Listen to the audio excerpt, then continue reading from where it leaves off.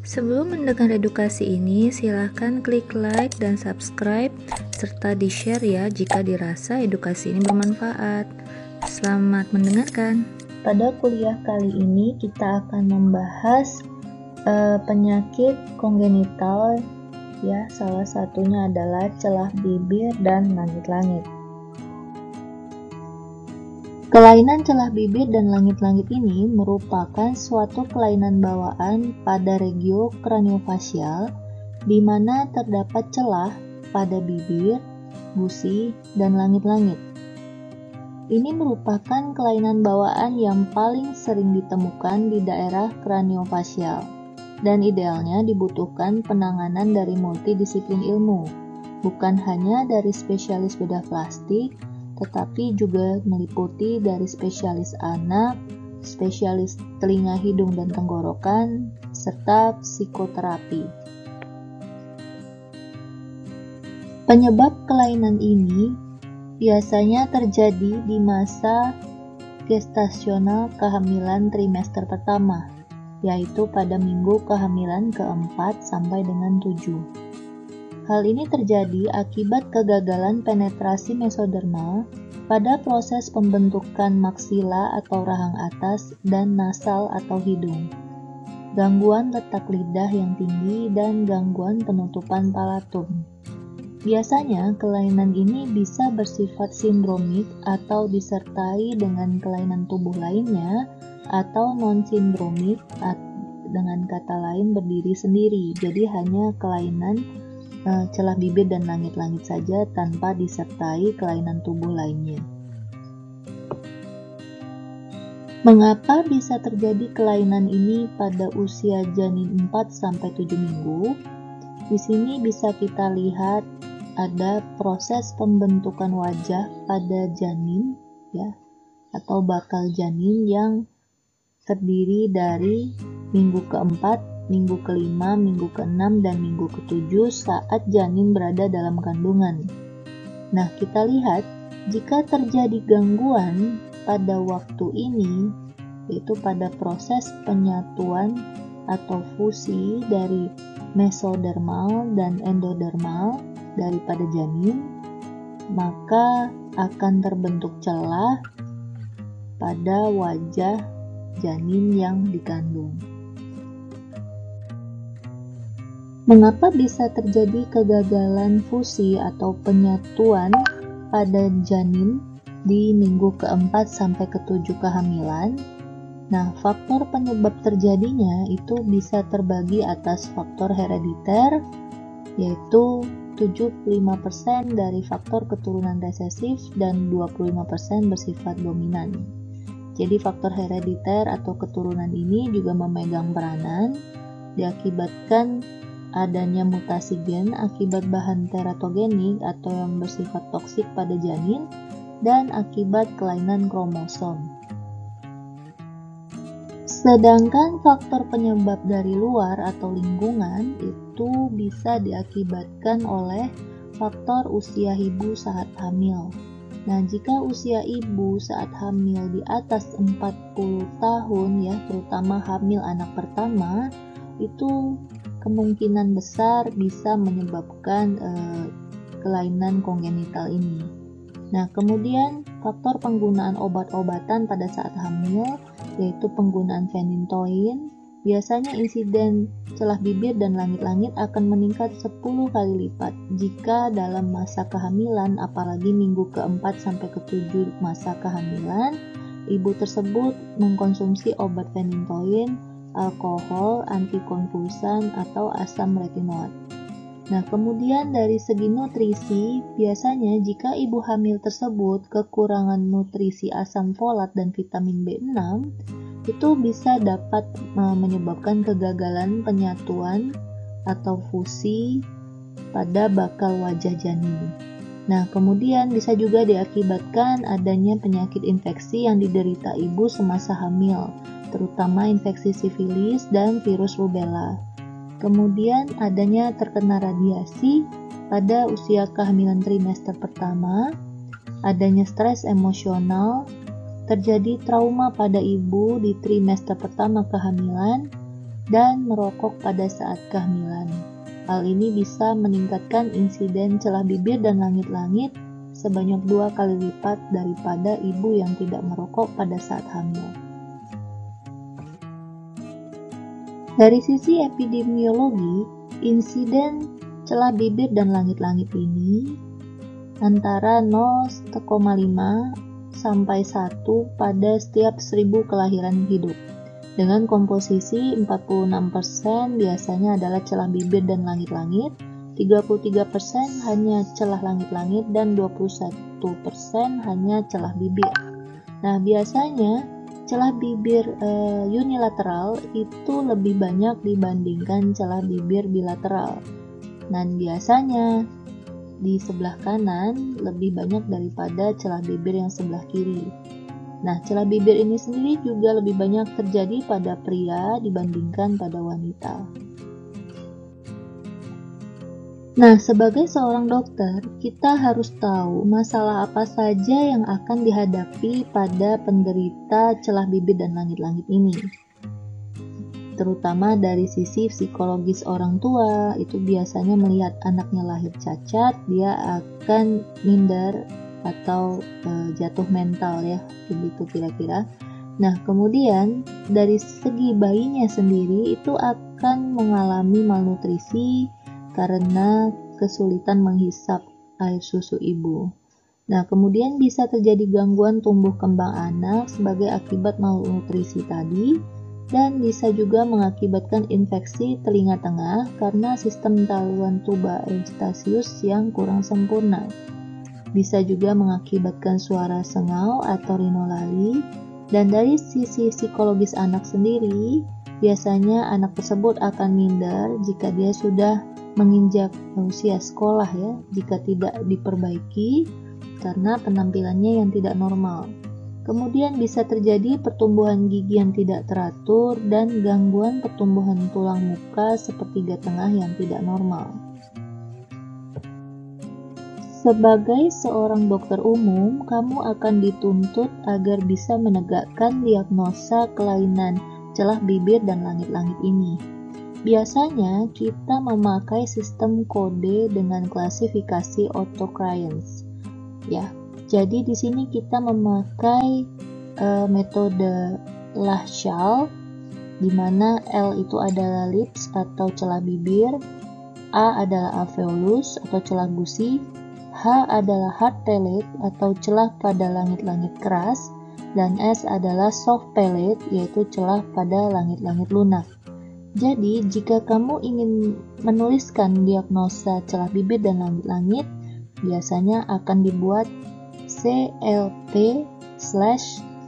Nah, celah mana yang kamu temukan, maka huruf itulah yang dituliskan. Mungkin untuk lebih jelasnya bisa kita lihat contoh-contoh sebagai berikut. Nah, kita mulai dengan celah bibir atau cheilorafi. Cheilorafi ini adalah penanganan cacat celah bibir. Biasanya terdiri atas unilateral. Nah, unilateral ini sendiri dibagi atas celah bibir unilateral komplit, dia memanjang sampai dasar hidung, dan celah bibir unilateral incomplete. Biasanya ada yang namanya Simonad band. Dan yang terakhir adalah pembagian celah bibir bilateral dan komplit dan incomplete juga. Untuk lebih jelasnya silahkan lihat halaman berikut ini. Nah, berikut ini adalah klasifikasi celah bibir atau cheilorafi dengan gambar klinisnya. Celah bibir terbagi dua, yaitu unilateral dan bilateral. Kemudian celah bibir unilateral ini sendiri juga terbagi dua, yaitu yang incomplete ya, seperti gambar. Jadi celahnya itu tidak sampai ke belakang dasar hidung. Kemudian yang unilateral complete, dia celahnya sampai ke belakang dasar hidung. Jadi benar-benar putus tanpa ada jaringan lunak sama sekali. Nah, sedangkan celah bibir bilateral juga terbagi dua, yaitu bilateral incomplete, di mana masih ada Simonad band. Jadi Simonad band itu adalah jaringan lunak yang masih tersisa, tapi dia tidak terbentuk sempurna, jadi lebih tipis daripada jaringan lunak di daerah normal lainnya. Nah, sedangkan celah bibir bilateral komplit itu benar-benar tidak ada jaringan lunaknya sama sekali, jadi benar-benar ada celah sampai ke dasar hidung.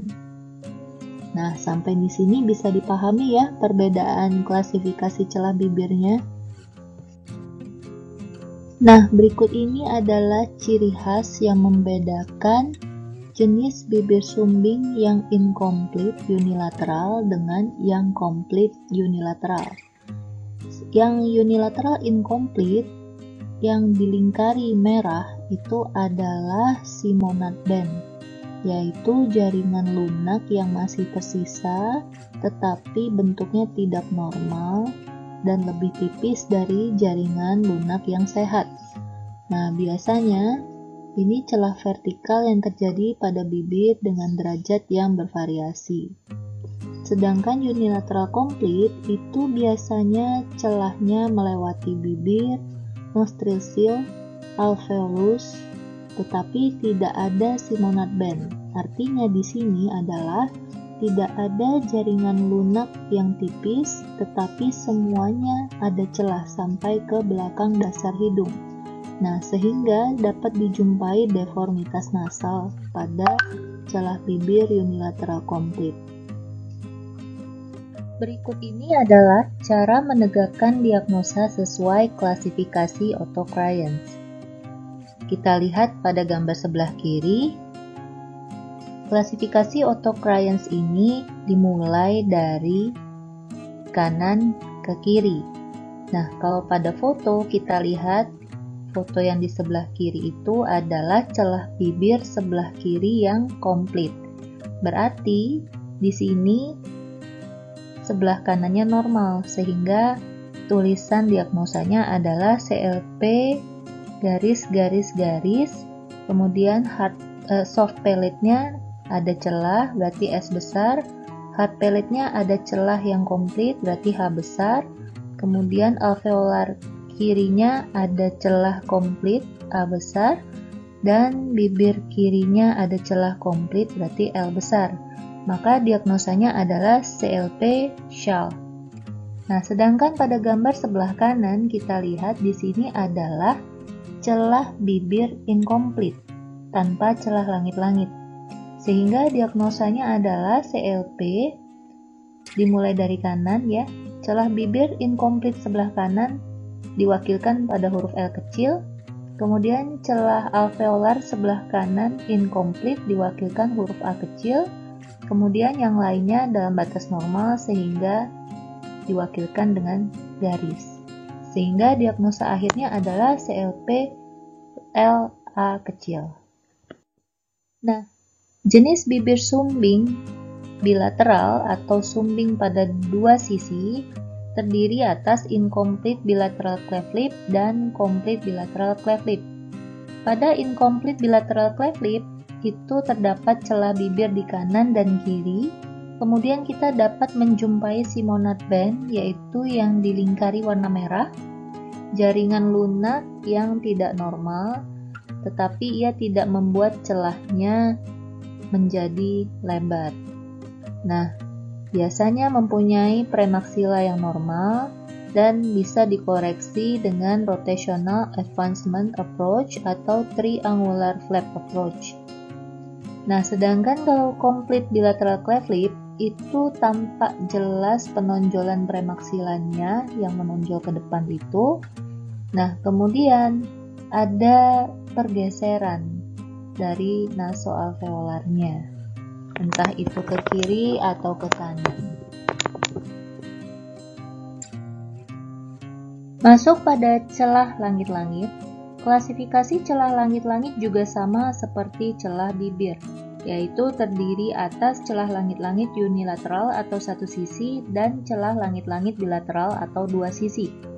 Nah, celah langit-langit unilateral ini juga terbagi dua bagian, yaitu yang celah komplit dan celah inkomplit. Begitu juga dengan celah langit-langit bilateral terbagi atas celah inkomplit dan celah komplit. Nah, sekarang kita tes apakah Anda sudah paham dengan cara mendiagnosa kelainan bibir sumbing dan langit-langit sumbing versi Autocryans. Coba perhatikan kedua gambar ini. Bisakah Anda membuat diagnosa sesuai Autocryans? Untuk melihat jawaban yang benar, silahkan simak video berikutnya. Nah, ternyata jawaban yang benar adalah CLP garis SHAL besar. Kenapa? Coba kamu lihat kelainannya ada di sebelah kiri. Kemudian kelainannya itu meliputi celah bibir yang komplit, celah gusi yang komplit, kemudian hard palate komplit dan soft palate yang komplit. Video atau gambar yang di sebelah kanan kalian adalah video sebelum operasi tahap pertama. Sedangkan foto yang ada di sebelah kiri itu adalah operasi tahap kedua. Jadi jika dijumpai kelainan celah bibir dan langit-langit, maka harus dilakukan 2 kali prosedur operasi. Yang pertama adalah operasi bibirnya dulu, kemudian baru diikuti operasi celah langit-langitnya dalam selang waktu 6 bulan minimal. Tadi sudah disebutkan bahwa pengelolaan celah bibir dan langit-langit ini adalah multidisiplin karena menyangkut aspek psikologis orang tua, psikologis anaknya juga, terus diperlukan adanya penyuluhan, evaluasi nutrisi, pendengaran, kesulitan berbicara, dan pertumbuhan gigi yang abnormal. Oleh karena itu, multidisiplin yang diperlukan adalah sebagai berikut. Untuk penanganan celah bibir dan langit-langitnya, diperlukan dokter ahli bedah plastik. Kemudian untuk gangguan pada telinga, itu kita memerlukan konsul kepada dokter ahli telinga, hidung, dan tenggorokan. Untuk kelainan bentuk gigi dan gangguan pertumbuhan gigi, kita akan konsulkan ke dokter gigi atau ortodontis. Dan untuk kesulitan berbicara, suara sengau atau rinolali, biasanya kita konsulkan ke speech therapist. Dan untuk masalah psikologis orang tua maupun anak, kita konsulkan ke psikolog atau psikiater dan beberapa social worker atau pekerja sosial untuk hal-hal yang berkaitan dengan lingkungan pergaulan dan lingkungan sosialnya. Sedangkan untuk protokol penanganan yang perlu dijelaskan kepada orang tua, bahwa penanganan pertama itu dimulai ketika bayi berusia 3 bulan dengan memenuhi syarat Rule of 10 yang akan kita bahas di video berikutnya. Nah, pada usia 3 bulan ini, operasi yang dilakukan adalah operasi bibir dan alanasi serta evaluasi pendengaran. Kemudian pada usia 10-12 bulan dilakukan operasi tahap kedua, yaitu operasi palato atau celah langit-langit. Dan tetap masih dilakukan evaluasi pendengaran dan telinga. Pada usia 1-4 tahun dilakukan evaluasi bicara, dan jika diperlukan dibutuhkan konsul kepada speech therapist setelah 3 bulan pasca operasi. Kemudian di usia 4 tahun dipertimbangkan untuk dilakukan operasi repalaterapi atau faringoplasti jika ditemukan masih ada gangguan pada proses bicara. Pada usia 6 tahun dilakukan evaluasi gigi dan rahang serta evaluasi pendengaran. Kemudian pada usia 9-10 tahun jika diperlukan, maka bisa dilakukan operasi cangkok tulang gusi.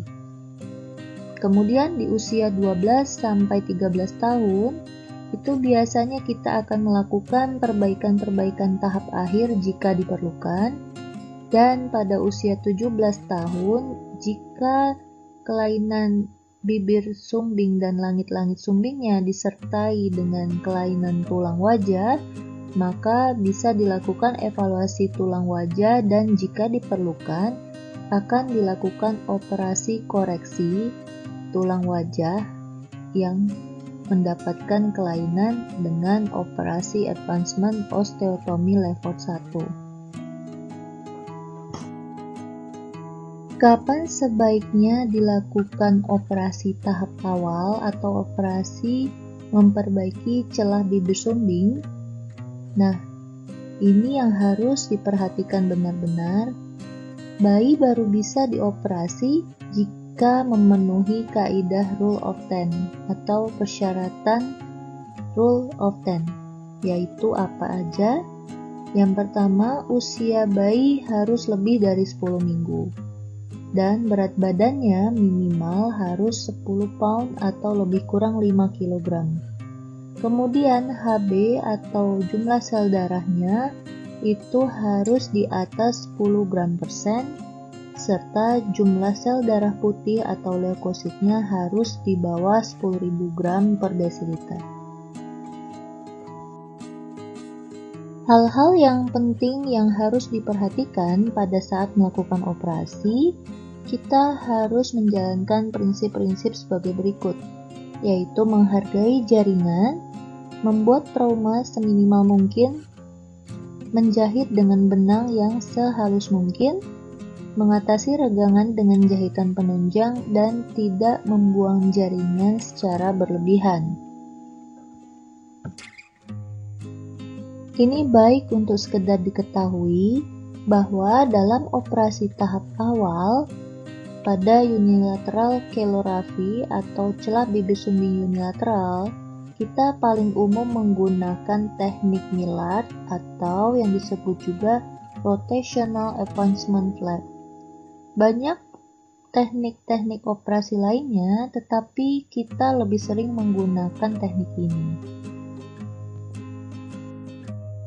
Nah, bagaimana dengan teknik operasi celah langit-langit?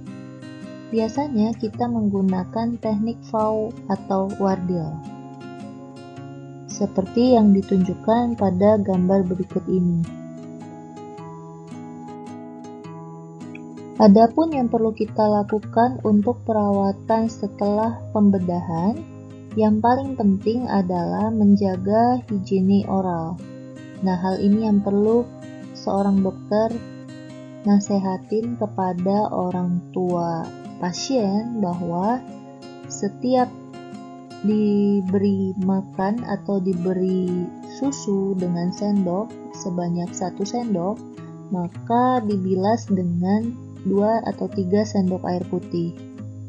Nah, ini dia, kemudian diberikan salep antibiotik dosis rendah pada luka operasi, dan penderita melakukan diet cair, tinggi karbohidrat, tinggi protein selama 3 minggu.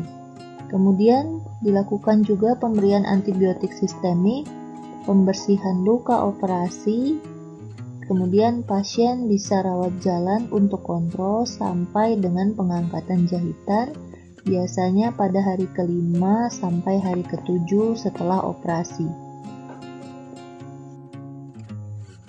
Adapun komplikasi yang mungkin terjadi setelah operasi terbagi atas 2 bagian. Yang pertama adalah komplikasi langsung atau acute complication berupa pendarahan, obstruksi jalan nafas, infeksi, dan dehiscent atau jahitan lepas sebelum waktunya.